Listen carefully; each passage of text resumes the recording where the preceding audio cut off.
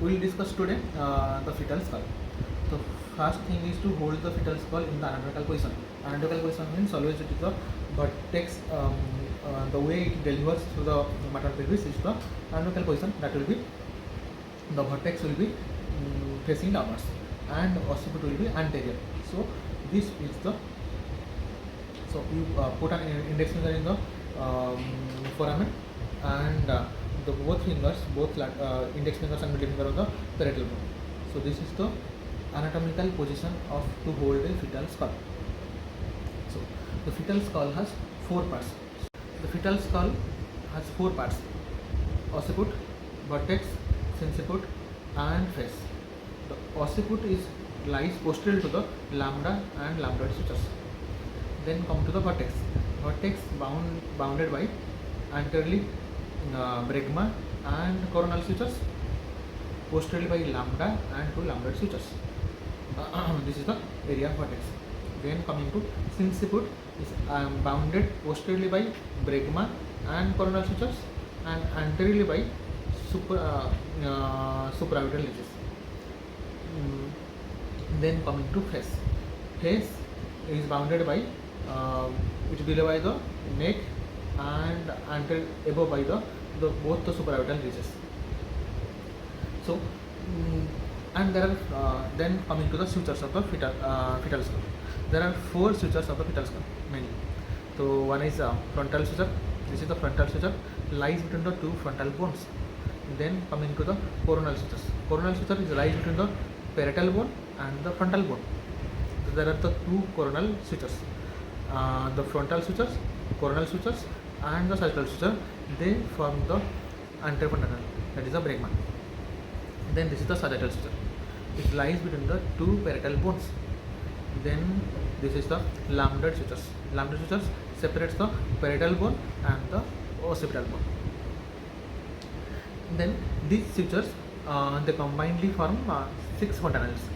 Normally the two fontanelles, that is the bregma, anterofontanal and posterior these both have obstetrical significance. Rest for lateral fontanelles have no obstetrical significance. So we will discuss about the anterior fontanelle. Anterior fontanelle is bounded by four sutures: frontal suture, two coronal sutures, and sagittal sutures. The anterior fontanelle, its diameter is 3 cm anteroposterior and 3 cm in transverse diameter. It is covered by a thin membranous structure. By birth, after delivery, after almost 18 months of age, it becomes ossified. So the thin membranous structure has some significance, like we can do blood exchange transfusion through this. We can collect blood sample for this, and we can collect CSF sample through this membranous structure. And this membranous structure can give space to enlarging or growing fetal brain inside to accommodate the fetal brain. And we can palpate this thin membranous structure, and we can diagnose conditions like increase in intracranial hypertension. Then this bregma, we can palpate this bregma, and we can tell the maternal flexion position of the fetal head. That is flexion, deflection, whether flexed, reflexed, or extended. Next is posterior fontanelle. Posterior fontanelle is bounded by three sutures: two lambdoid sutures and sagittal sutures. It ossifies at top. Then coming to diameters of the fetal skull. The diameter of the fetal skull, it has one is transverse diameter. So I will tell you that this is transverse diameter and anteroposterior diameter. The transverse diameter. So while telling the transverse diameter, there are four transverse diameter. So you have to remember like this. One famous mnemonic: Miss Trina so pretty. So M for bimastoid. So these are the two mastoid bones. So these are the two mastoid bones. So two mastoids connecting the two mastoids, that is the bimastoid. This is 7.5 cm. Then by M Miss Trina, T for bitemporal. So bitemporal means this is the both temporal bones.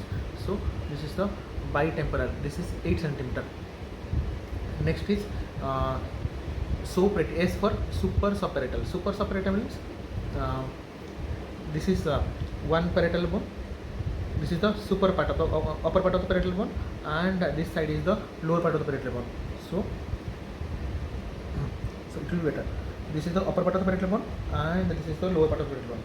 So the line joining the super subparietal. So this diameter, super subparietal.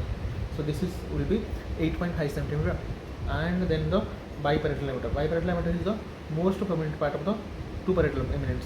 So this is the parietal eminence. This is another parietal eminence. This is biparietal diameter. This is 9.5 centimeter.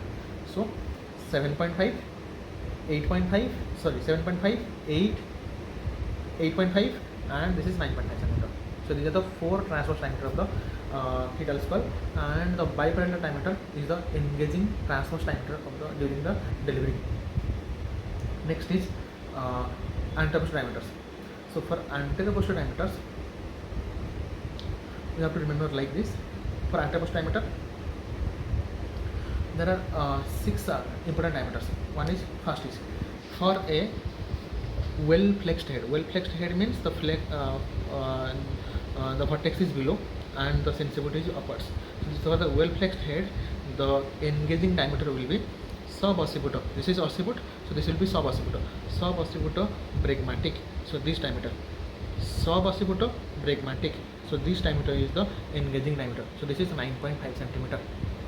Next is for a well flexed. In case of deflexed head, or you will tell in case of incomplete flexion. So this is sub-occipital frontal. So this is sub-occipital frontal. This is sub-occipital bregmatic for well flexed head. For incomplete flexion, it is sub-occipital frontal. That is 11.5 centimeter. 9.5, 10. For complete flexion, it is sub-occipital bregmatic. That is 9.5 centimeter. For incomplete flexion means sub-occipital frontal. This is 10 centimeter. And for marked deflection means the head is like this. The head is like this. That means occipital frontal. So this is occipital. This is not sub-occipital. This is occipital frontal. So this is 11.5 centimeter. Next is for extension. There are 3 points of extension. One is then in case of extension, for partial extension means this is like this.